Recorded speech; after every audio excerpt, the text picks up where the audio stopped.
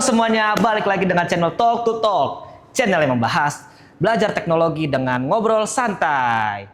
Sebelum kita memulai, saya ingin perkenalkan diri terlebih dahulu. Nama saya Sofi selaku host dan ini teman saya. Saya co-host Dia Aida. Sofi, gimana kabarnya hari ini? Baik sekali. Waduh, ganteng banget nih hari Oh ini. iya Asik. dong, terima kasih. Hari ini kita kehadiran tamu sangat spesial. Tamu ini sangat banyak sekali pengalamannya. Siapa tuh kalau boleh tahu, Sof? Tanpa basa-basi lagi kita langsung sambut saja Pak Suryo. Pak Suryo. Mari Pak, masuk. Ya, mari Pak. Ya, silakan duduk Pak. Pagi Pak.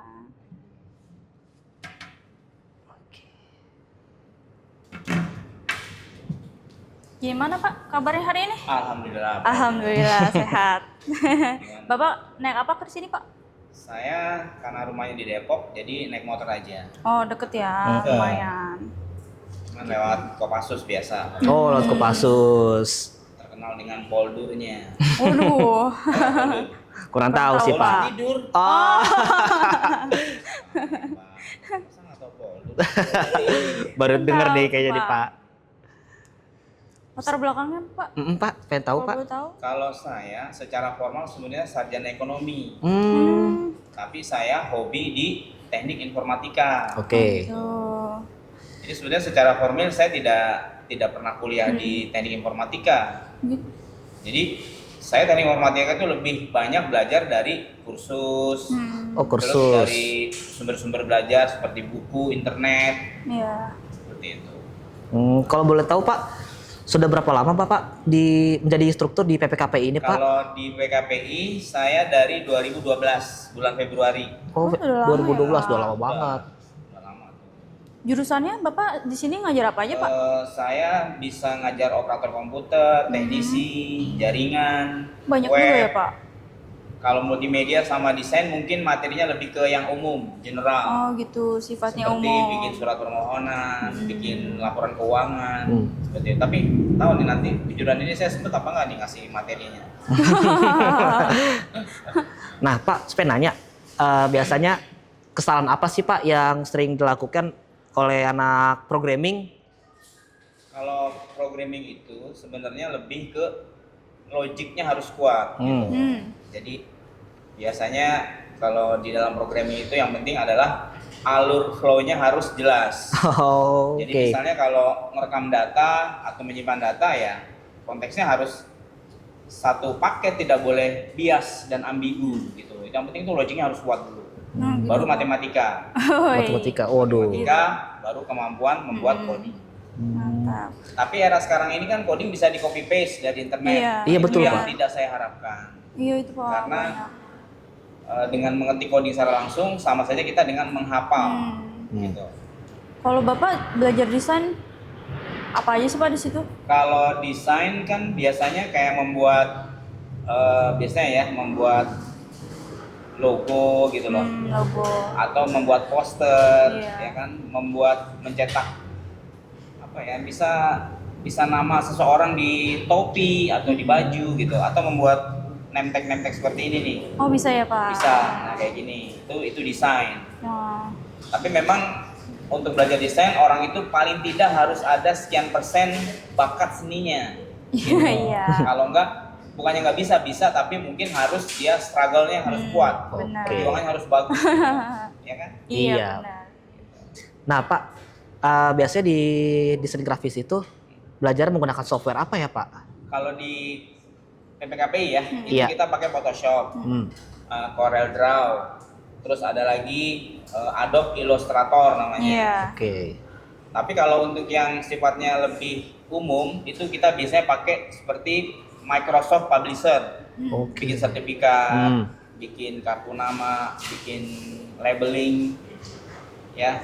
Tapi kalau untuk yang online kita bisa pakai Canva atau mungkin banyak sih sekarang sih yang versi online, apalagi sekarang sudah ada AI ya. Jadi Iya, mudah. betul sekali Pak. Kalau ngedit video gitu diajarin juga nggak sih Pak? Kalau ngedit video iya, tapi sifatnya tidak terlalu dominan ya, hanya materi yang sifatnya bersinggungan aja. Ngedit video-video kecil kan sekarang bisa pakai kayak Filmora, ya kan? Iya, betul, Pak. Avi, Iya, bahkan benar. bisa pakai CapCut gitu loh. Jadi sebetulnya tidak ibaratnya ya kalaupun ada tidak semendetail untuk di materi multimedia gitu.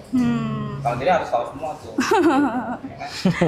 Iya betul Kalau sekali. ide itu sendiri caranya nyarinya gimana sih Pak? Kan susah Pak nyari Gimana? ide itu. Nyari ide. kan susah Pak nyari Ya ide. kalau ide itu akan muncul ketika kita sering berlatih gitu. Oh, iya. Kalau kita ya maaf ya kalau peserta datangnya sehari enggak atau 2 hari Bolong-bolong. masuk sehari Iya. enggak. Idenya akan terpendam secara perlahan. Iya benar. Jadi nggak bisa.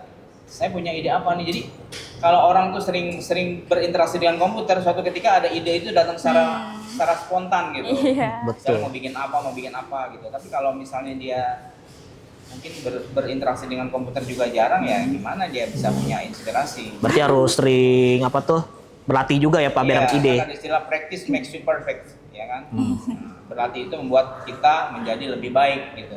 Ya. Oke. Nah Pak apa tuh skill apa aja sih yang dibutuhin di bidang perusahaan nanti di desain grafis gitu Pak? Kalau desain grafis biasanya ya yang paling pokok sekali dia mampu mendesain. Mampu Jadi goalnya desain. adalah dia bisa menciptakan karya desain. Gitu. Karya desain yang syukur-syukur belum ada di internet. Oke. Contohnya bikin logo Oh jangan. iya. Sekarang sudah ada aplikasi yang bisa cek hak paten kita sahih atau valid atau tidak tuh. Misalnya kita bikin logo nih, nah logo itu nanti akan di-search di Google Engine tuh. Kalau ada yang udah yang punya ya akan ditolak oleh sistem. Oh begitu. Namanya haki, hak atas kekayaan intelektual. Oh baru dengar saya ini. Ya, jadi namanya hak cipta lah. Oke. Ya, seperti itu. Kalau pandangan Bapak soal AI yang bisa baca kode gitu Pak? Ya kalau AI kan itu kan sebenarnya kan tools gitu, alat ya. Iya.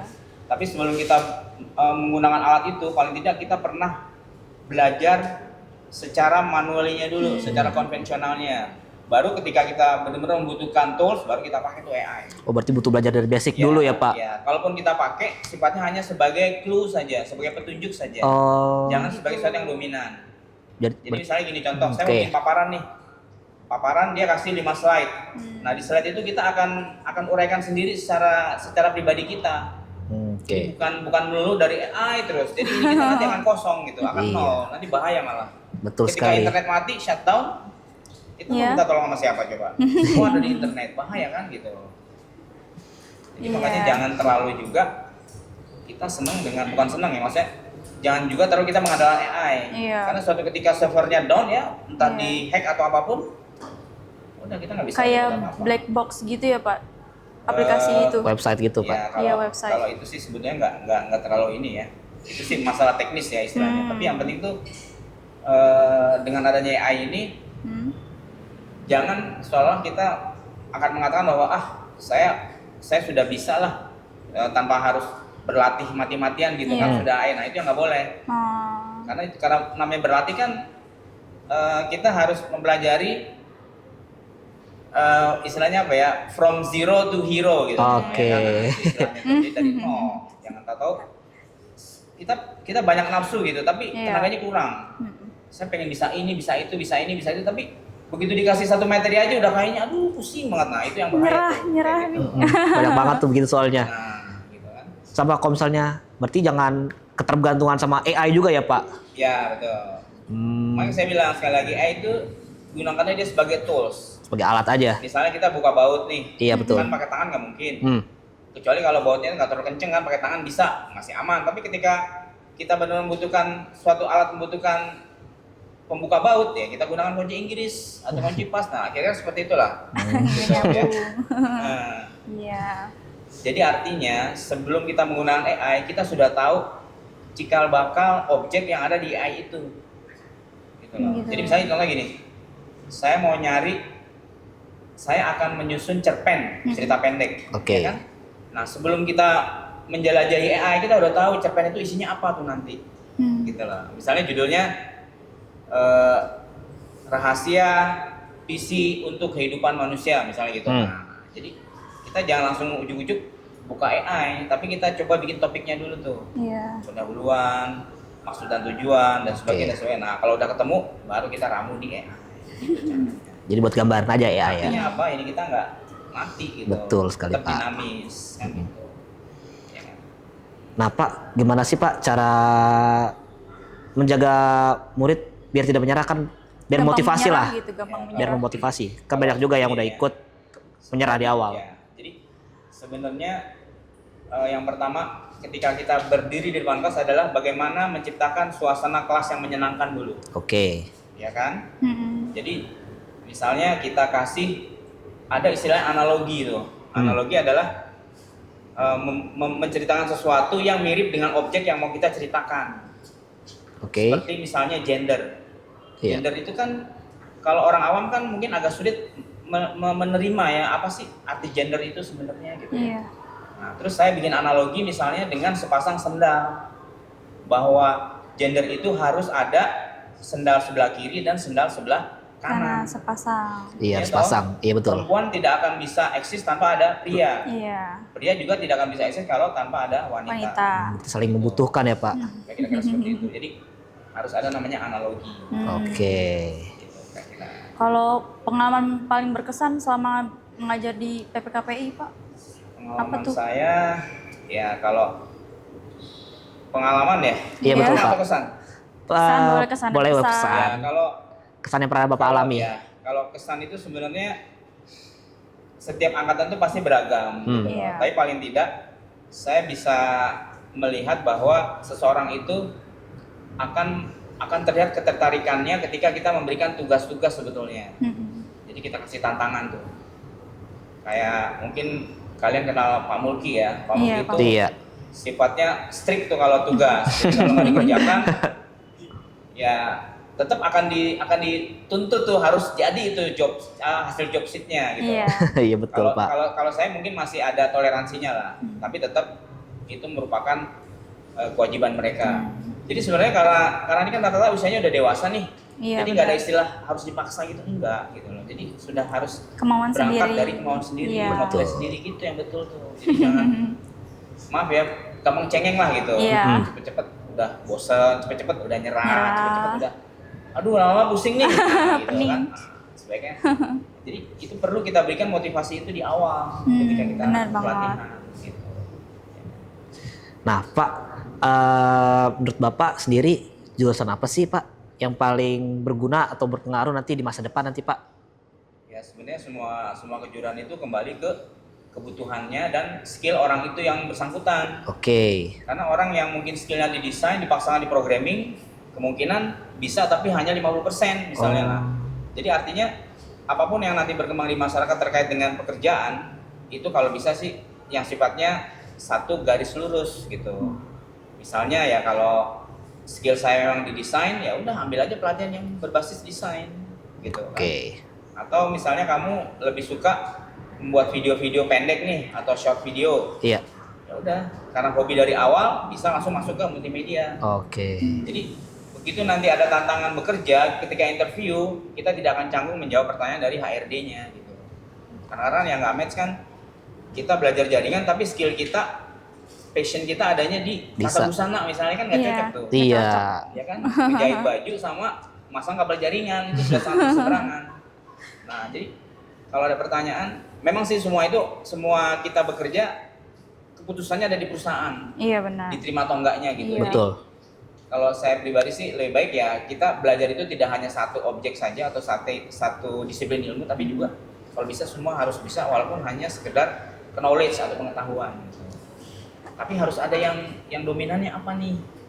Kan di teknik informatika ada 5 tuh, ada multimedia, ada operator, programming, Mm-mm. jaringan, sama satu lagi tuh ini yang apa? Terkait dengan pembuatan aplikasi di handphone. Oh. Kayak studio, Oh, kayak studio. apa istilahnya smartphone studio tuh ada Smart. aplikasinya. Oh ada aplikasinya tuh. Betul. Nah itu jadi memang kalau dibilang era sekarang ada era coding. Iya. Iya betul banget Coding. Pak. Kan AI juga coding sebenarnya. Iya. Iya. Bikin prompting kan coding kan. Mm-mm. Kalau fasilitas sama benefit yang didapat selama di PPKP ini kita Untuk masuk. peserta? Betul, Pak. Untuk peserta ya bahan pelatihan. Iya. Seperti yang kalian dapat tuh kayak USB flash disk ya Iya. kan. Terus buku pelajaran walaupun sifatnya masih soft copy ya. Iya, Iya. soft copy. Nah, terus ya komputer yang kita pakai sehari-hari walaupun suka error gitu. Katanya mau ganti Pak, bener nggak Pak? Ya, insya Allah nanti di 2026 itu sudah akan diperbarui. Oke. Cuma sayangnya tahun 2006 saya sudah pensiun. Oh iya Bapak, Ya. pensiun Bapak ya, dengan kabar-kabarnya. Nah Pak, apa sih Pak yang membedakan lulusan PPKPI dengan tidak lulusan PPKPI saat di dunia kerja nanti? Ya kalau itu saya tidak bisa secara ini ya, secara ibaratnya saya nggak bisa melihat secara kenyataan di lapangan gitu. Apakah dia lulusan dari PKPI atau non PKPI, saya nggak bisa tebak bagaimana eksistensi dia di tempat kerja gitu. Karena itu kembali pada yang bersangkutan gitu kan. Jadi sebetulnya lulusan tuh nggak harus dari PKPI aja sih gitu, dari mana aja boleh. Yang penting kan secara individunya orang itu udah ada motivasi sendiri, itu yang penting sebetulnya. Benar. Mau belajar di Jakarta Pusat, Jakarta Timur, atau di PKPI, atau mungkin di Condet, itu saya rasa nggak ada masalah gitu. Ya, jadi jangan misalnya kita punya satu pola pemikiran, saya kalau nggak belajar di PKPI nanti takutnya susah nyari kerja, nggak juga gitu. Kalau pertanyaan itu sebetulnya sih lebih tepat saya jawab ya itu kembali ke orangnya gitu, ya kan? Iya. Kira-kira seperti itu. Terus kan tadi kata Bapak masa baktinya udah mau selesai nih Pak. Habis ini mau kemana nih Pak? Ngajar lagi kah? Jadi gini, saya tuh di rumah punya usaha butik. Oh, butik. Namanya Vandesa Baru. Fashion. Apa udah berjalan dari lama? Dari 2011. Oh, udah lama juga. Nah, kemarin juga baru dibikin video testimoninya tuh peserta alumni yang bekerja di tempat kami. Oh, Bapak kesan ini. Ada ke video sana. testimoninya. Iya. Gitu. Jadi dari PKPI datang ke tempat workshop saya di rumah saya di Depok kebetulan. Itu sudah dibuat kan testimoni dari peserta pelatihan kelas digital marketing yang sudah bekerja di tempat saya. Oke. Gitu.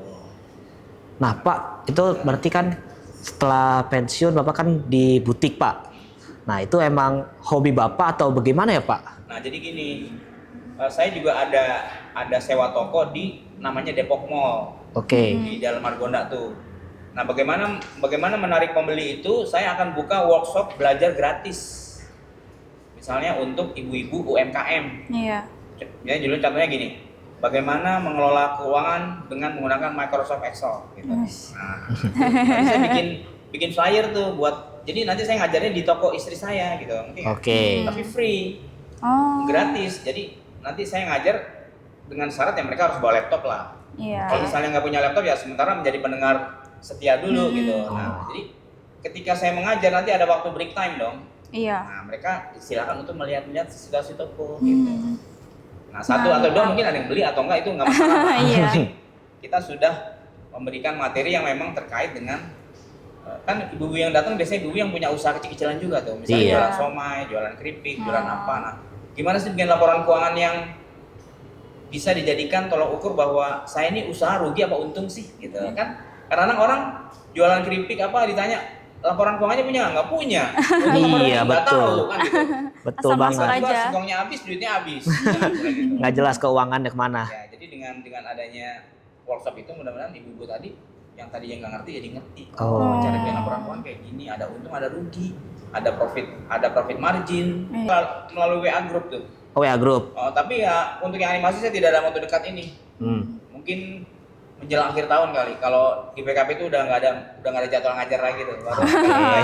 Baru saya bisa ekspos di rumah. Kalau yang workshop itu Pak yang ngajar Itu keuangan. biasanya nanti jadwalnya dari istri saya tuh. Oh dari istri. Jadi gini ya, saya dulu pernah ngajar diundang ngajar di rumah sakit Bayangkari, tau nggak yang di Kelapa II? Kurang tahu saya Pak. Jadi saya tuh ketika mengajar, jadi gini ya, saya ditantang gimana nih supaya ibu-ibu jualan nih pada laku gitu loh.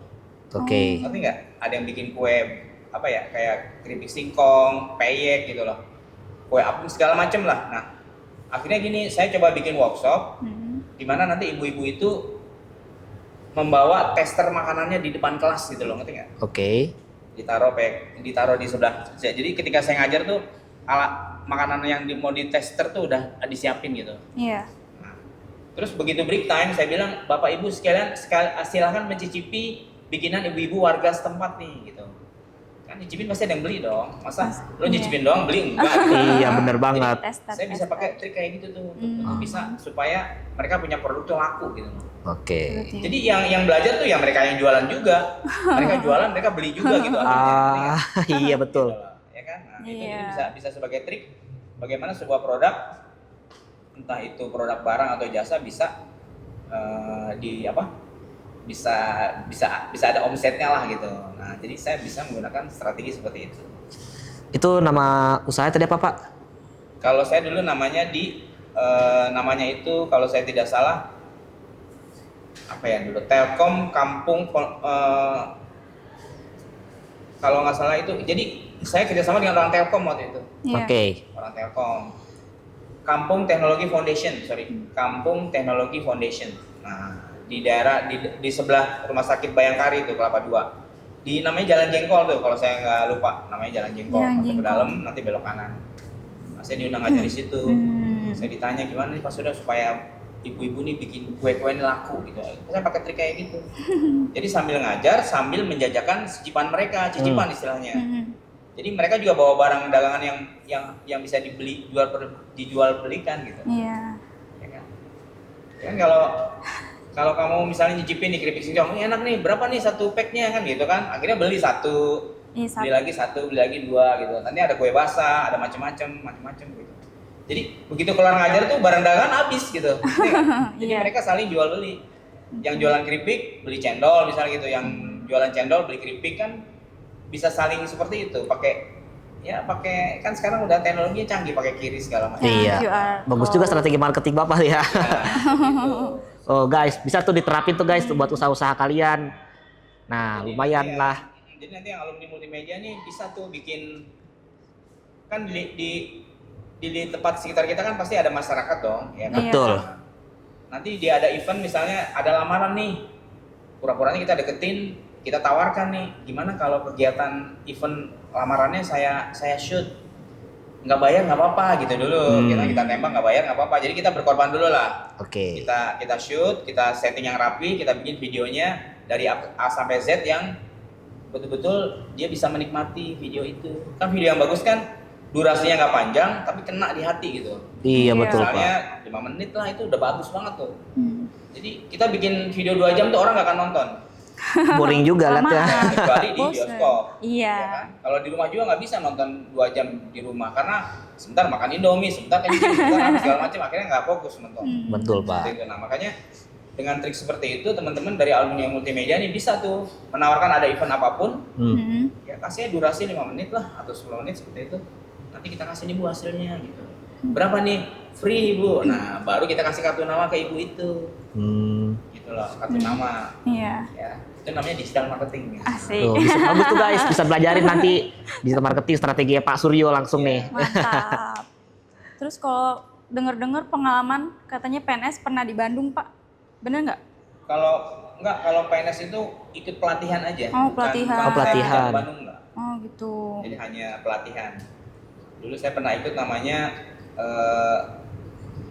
statistik analisis gitu, pakai matematika. Aduh, matematika. Kebetulan saya hobi matematika. Jadi kalau teman-teman mau belajar matematika boleh hubungi saya nih. Gitu ya. Boleh tuh, guys. Hubungi Bapak.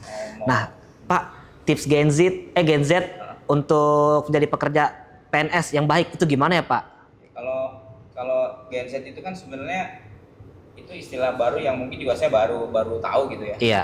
Secara explore saya juga belum tahu banget persis secara detail gitu. Oke. Karena saya pikir itu adalah suatu hal yang wajar. Jadi Gen Z itu adalah kalau menurut saya orang-orang yang memang sudah sangat berintegrasi dengan teknologi informasi. Kadang-kadang dia itu tidak akan balik ke rumah kalau hanya tidak sarapan pagi. Oke. Tapi kalau handphonenya ketinggalan, dia akan bela-belain balik ke rumah. Iya. Nah itu ciri khas Gen Z tuh kayak gitu. Saya banget itu Pak gitu. Baru tadi pagi saya ngelakuin gitu. Itu yang pertama. Kedua, anak Gen Z itu akan kelihatan uring-uringan kalau nggak megang smartphone di area publik. Iya. Betul Seperti Pak. Di mall, di halte busway. Coba di teman-teman nggak megang ini di 1 jam aja, udah kayak jangkrik kan. Iya betul banget Pak. Bingungan tuh. Apalagi Ini saya wifi-nya gitu. mati, Pak. Jadi Nggak ada artinya apa? koneksi. Gen Z itu adalah orang-orang yang mungkin sudah sangat kental dengan teknologi informasi. Iya. Kenapa? Karena teknologi informasi itu fenomenanya adalah faster, smarter, dan flatter. Gitu. Faster, smarter, dan later. Oke. Kalau smarter kan jelas dia cerdas kan, Iya. bisa kita tanya apapun itu. Jadi kalau kita mau pergi kemana nih, kan mungkin teman-teman nggak pernah nanya cuaca kan? Enggak. Saya beri contoh nih. Saya beri contoh nggak apa ya? Nggak apa-apa, Boleh, berikan Pak. boleh. Saya gini contohnya. Misalnya saya mau ke Bandung nih.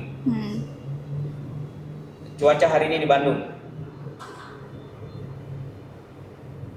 Suhu di Bandung saat ini 25 derajat disertai hujan ringan.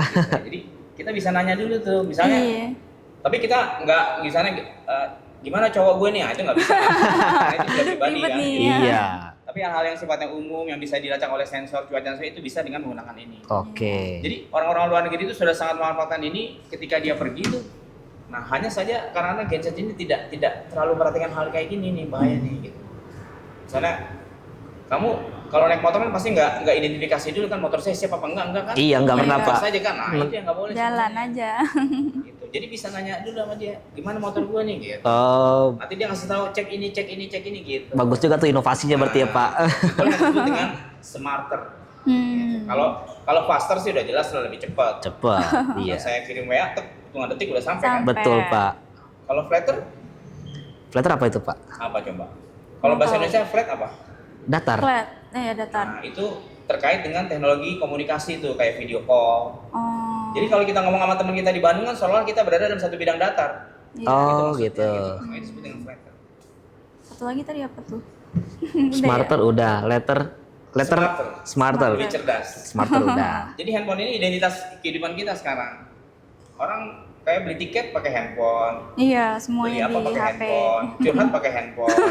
Orang tuanya nggak pernah dicurhatin. Pak, apa tuh? Kasih 3 kata dong, Pak, kalau boleh tahu buat untuk PPKPI ini, Pak. Untuk apanya? Untuk sponsor aja buat iklan bisa lah, Pak. Kalau menurut saya sih sebetulnya kalau buat PPKI buat pesertanya atau buat instruktur nih? Buat pesertanya. Pesertanya, Biar ya. semangat untuk daftar di sini, Pak. Yang pertama disiplin, Oke. sungguh-sungguh dan inovasi. Disiplin, sungguh-sungguh, dari inovasi. Sangat bagus sekali. Inovasi itu artinya apa inovasi coba? Perubahan? Pembaruan. Temuan baru yang jelas. Oke, gitu. Temuan baru. Jadi kayak bikin apa ya? Bikin desain tuh jangan ngikutin orang-orang yang lama dong. Nah, Iya, kita harus punya yang temuan baru. baru, inovasi itu namanya. Mantap. Gitu. Kalau untuk instruktur gimana, Pak? Kalau instruktur ya semua orang tuh punya gaya masing-masing ya, punya karakter masing-masing gitu. Dan itu saya jamin tidak akan bisa saya paksakan. Tapi yang jelas bahwa mengajar itu perlu yang namanya metodologi itu. Metodologi, itu oke. adalah cara mengajar, cara mentransfer ilmu ke peserta, itu yang penting sebetulnya. Hmm. Jadi ada istilah konotasi A, B, C, D.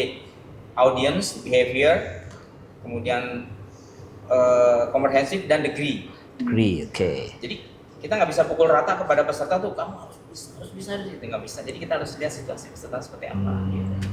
Harus lihat situasi juga Ya, Pak.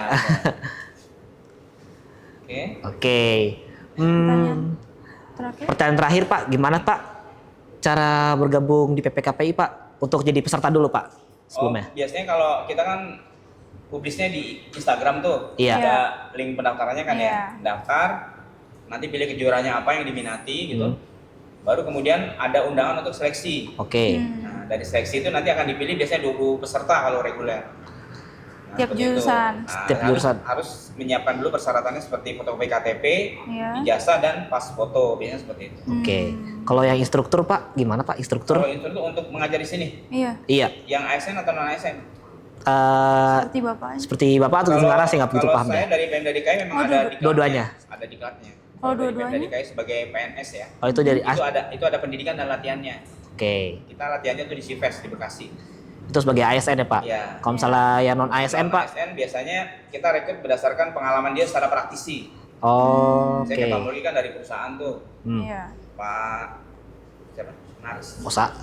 Pak Osa. Pak Osa. Pak Osa juga dia kan non praktisi. Iya. Jadi dia punya portofolio yang memang bisa diandalkan untuk mengajar di tempat kami. Oh, ada experience juga dia ya, Pak? Iya, Iya. namanya praktisi. Oke. Mau guys bisa lewat Instagram atau lihat di YouTube kita di PPKPI.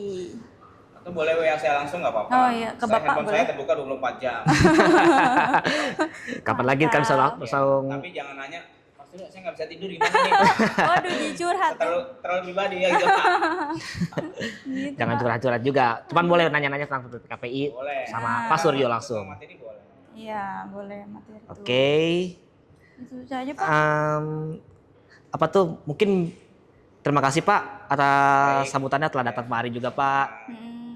Semoga pendengar lebih semoga- semangat nih. Iya, Karena Pak. Bapak apalagi mau pensiun nih, Pak. Aduh, Iya, sayang banget nih, Pak. Pak. Nggak bisa ketemu lama lagi kita juga Pak. Gitu. Oke teman-teman jangan lupa follow Instagram dan YouTube PPKPI. Saya Sofi selaku host. Saya Diaida, co-host. Kami ingin mengucapkan sampai jumpa. Bye-bye. Dadah.